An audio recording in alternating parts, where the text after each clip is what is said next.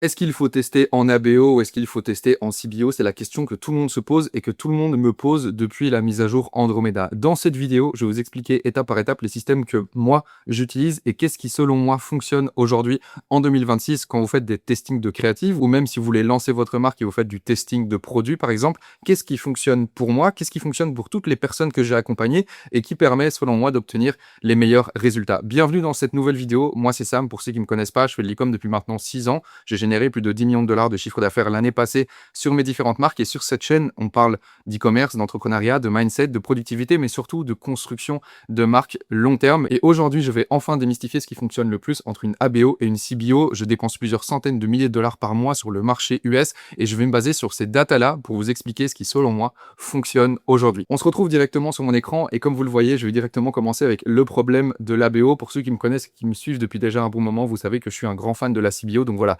spoiler, je vais vous parler de mes systèmes et les systèmes que j'utilise moi pour tester en CBO, mais surtout pourquoi, au-delà de vous dire il faut tester ça, pourquoi est-ce que selon moi ça fonctionne. Donc c'est pas juste vous dire allez là-dessus, c'est aller là-dessus parce qu'avec ces stratégies-là, ça va fonctionner. La première chose qu'on va établir et qu'on va démystifier un petit peu avec l'ABO, c'est le mythe du testing. On parle beaucoup de testing en CBO, testing en ABO, mais qu'est-ce que ça veut dire réellement?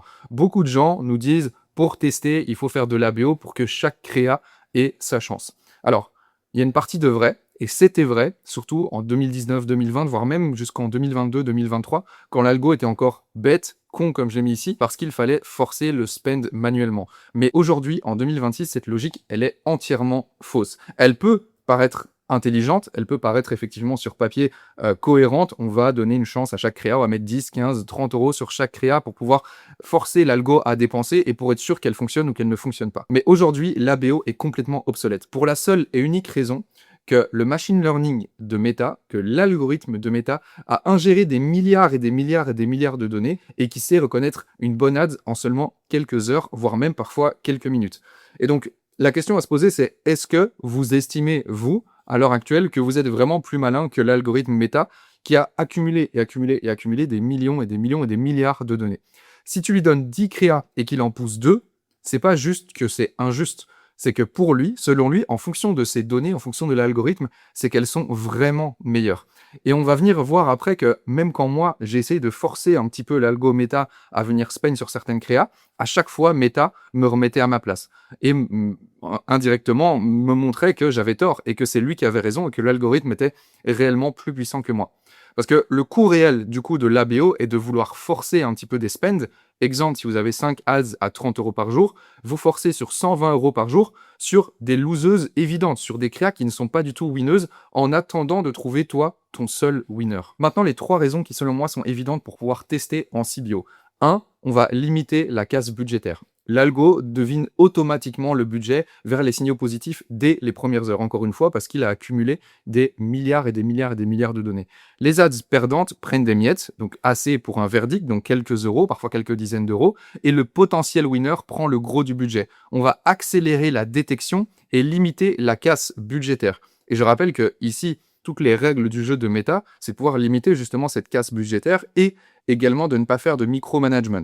Parce que nous, nos efforts, on doit le concentrer depuis la mise à jour Andromeda, j'en ai fait beaucoup de vidéos pour ceux qui n'ont pas encore vu, on doit concentrer tous nos efforts sur la conception de créative et moins sur le media buying. Le media buying, c'est vraiment un élément qui va venir soutenir nos performances, mais c'est pas un élément qui va faire que nos campagnes vont performer. Donc tout ce que j'explique ici, ça me permet de servir de disclaimer, ça ne remplacera jamais une très très bonne créative. Que ce soit en CBO ou en ABO, ça ne remplacera jamais. Ça, c'est une chose hyper importante que j'aurais dû citer en début de vidéo, mais la bonne créative ne viendra pas remplacer une ABO ou une CBO, etc. C'est juste un soutien et pour pouvoir limiter la casse à un maximum. La deuxième raison, testing est égal à scaling. Encore une fois, on ne veut pas faire de micromanagement. La campagne de testing devient automatiquement une campagne de scaling si elle performe bien, si elle a des bons retours sur investissement, si elle a des bonnes métriques, etc. Il n'y aura pas de migration jusqu'à un certain level, évidemment, de winner vers une autre campagne, et donc pas de phase de relearnings, contrairement à une ABO, où là, ça va devenir compliqué d'aller scaler une ABO.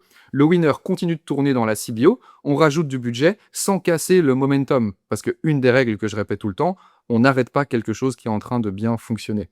De ce fait, Une CBO va être beaucoup plus simple à venir scaler et vous pouvez, en seulement quelques jours, quelques semaines, à faire exploser une CBO alors qu'une ABO, ça va être beaucoup plus compliqué. Il va y avoir des systèmes de duplication, etc., etc. Parce que selon moi, si vous dépensez aujourd'hui moins de 1000 euros ou 1000 dollars par jour sur Meta, vous n'avez aucune raison de faire d'autres campagnes que votre campagne CBO avec vos assets, avec vos ads de testing et winners à l'intérieur. Si vous commencez à dépenser un peu plus, vous pouvez commencer à faire des campagnes de whitelisting, des campagnes vraiment exclusives aux winners où on vient peut-être exclure les clients déjà existants, etc. Mais ça n'a aucun intérêt dans votre structure de campagne, si vous ne dépensez pas plus de 1000 euros par jour sur Meta, de commencer à faire du micromanagement sur la plupart de vos campagnes, etc. Ça ne sert à rien. Restez concentré sur les créas et de ce fait, la CBO aura beaucoup plus d'impact. 3.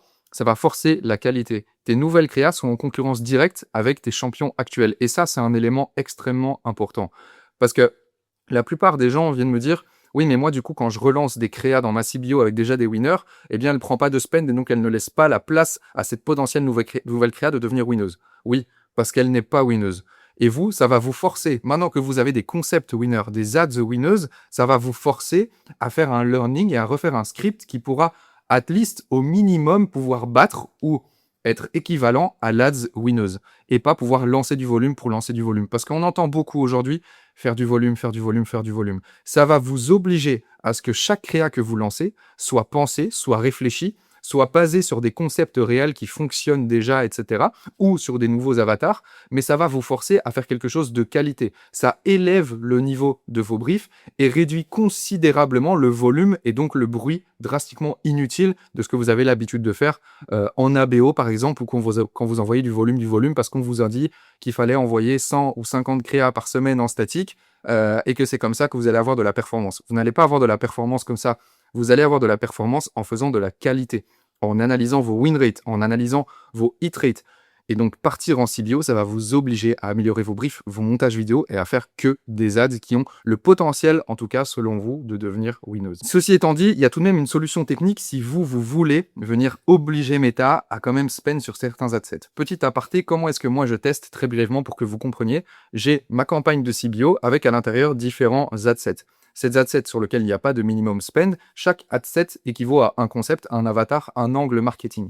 Dans chaque adset, j'ai 3 créas que je vais dupliquer et que je vais envoyer sur des landing pages différentes pour tester des advertorials, des product pages, des listicles, etc. Parce qu'on rentre dans un jeu aujourd'hui de testing de landing page avec les créas également. Et j'en ferai peut-être une vidéo dédiée, d'ailleurs dites-le moi en commentaire, ça pourrait intéresser la plupart d'entre vous parce qu'on rentre vraiment dans un jeu aujourd'hui de funnel de vente, de listicles, d'advertorial, de product page, etc. et tous les mots qu'on a l'habitude d'entendre, mais qu'est-ce que ça veut dire réellement? Mais en tout cas, c'est ce qu'il faut venir tester en ce moment. Du coup, si je veux vraiment venir forcer Meta, et les rares fois où je l'ai fait une nouvelle fois, ça m'a remis à ma place, c'est pouvoir venir mettre un minimum spend sur mon adset, par exemple pour venir vraiment essayer de toucher un avatar ou un sub-avatar ou un angle marketing pour vraiment venir forcer Meta. Je viens mettre un minimum spend de au moins une fois mon CPA cible. Donc si par exemple vous êtes à 100 euros par jour sur votre campagne et que vous avez un CPA cible de 30 euros, je viens mettre au minimum 30 euros par jour de minimum spend sur mon adset.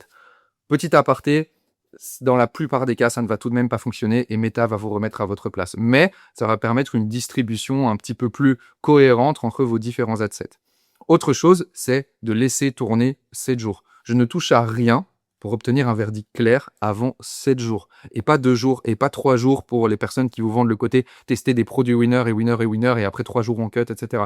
L'algorithme est devenu extrêmement intelligent, au point qu'il peut même assez rapidement vous donner des winners, mais aussi assez rapidement switcher le winner, et vous donner l'opportunité de venir dépenser sur une autre créative publicitaire 5 jours après, et donc sortir avec une campagne gagnante. Comment est-ce que je lis un petit peu tout ça? Si la dépense stagne autour du minimum, par exemple de l'adset, si j'ai mis minimum 30 euros là-dessus, si la dépense stagne et qu'il vient vraiment forcer l'algo à dépenser les 30 mais qu'il ne se passe rien, c'est qu'il ne veut pas le pousser et donc je cut. Par contre, si la dépense explose et que j'ai mis 30 euros minimum et qu'on voit que ça dépense 80 à 300 euros par jour, si plus, c'est que l'algo a détecté les bons signaux et donc du coup, je peux continuer à venir spend dessus. Petite astuce technique, régler la limite en valeur euro et pas en pourcentage. Ça garantit que chaque test reçoit son spend exact. Si vraiment, une nouvelle fois, vous voulez mettre un minimum spend sur vos adsets, c'est pas ce que je recommande. Laissez l'algorithme faire, laissez la CBO faire.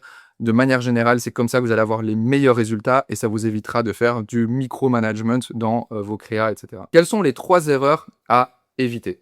La première, tester en ABO pour la science. Nous ne sommes pas des scientifiques. En tout cas, si on est des scientifiques, c'est plus dans le côté créastrat que dans le côté media buying. On est des opérateurs e-commerce. Notre objectif, c'est de trouver des winners rentables et vite.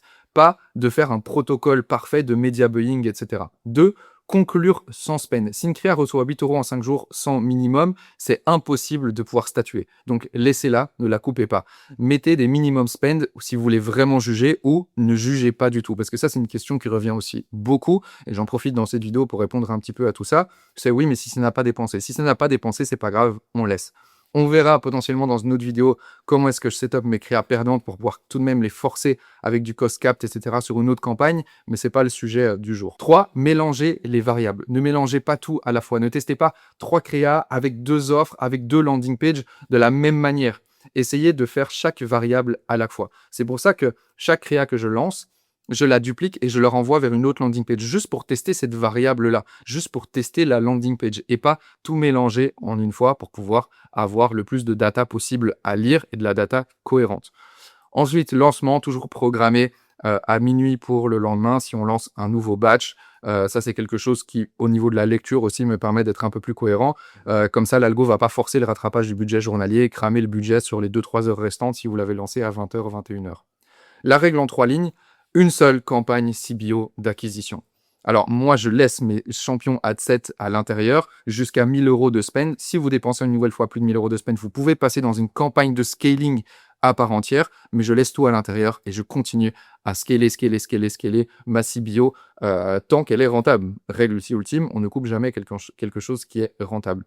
Minimum une fois le CPA cible si vous voulez vraiment forcer l'algo à mettre un minimum spend et 7 jours par pitié. Laissez 7 jours. Ne vous laissez pas prendre par les émotions. Vous pouvez avoir une première lecture sur 3 jours pour voir s'il n'y a pas vraiment de choses catastrophiques qui se passent dans l'ADA compte. Mais quand vous testez une créa, laissez-la, laissez l'algo se nourrir de cette créa pendant au moins 7 jours. Comme ça, il n'y a pas de débat, pas d'interprétation émotionnelle et la data va décider de la suite. Voilà un petit peu pour cette vidéo. Voilà pour le débat CBO, ABO. Je pense que vous l'avez compris. Moi, je suis un grand défenseur de la CBO. Je pense que c'est ce qui fonctionne le mieux aujourd'hui. Une nouvelle fois, le media buying ne résout pas le problème de créatif stratégiste, de brief, de montage, etc. C'est tous ces éléments-là qui vont faire que votre campagne performe, qu'elle soit en ABO ou en CBO. Mais si c'était à choisir pour éviter le micromanagement, pour le scaling facile, partez sur une CBO aujourd'hui en 2026. D'ailleurs, si vous avez encore des questions en e-com, n'hésitez pas à me contacter sur Instagram. Je laisserai mon Instagram dans la description ou à candidater pour pouvoir vous faire accompagner jusqu'au premier 100 000 € de chiffre d'affaires mensuel avec moi et mes équipes directement. Merci à tous d'avoir regardé cette vidéo. C'était Sam. Ciao, ciao.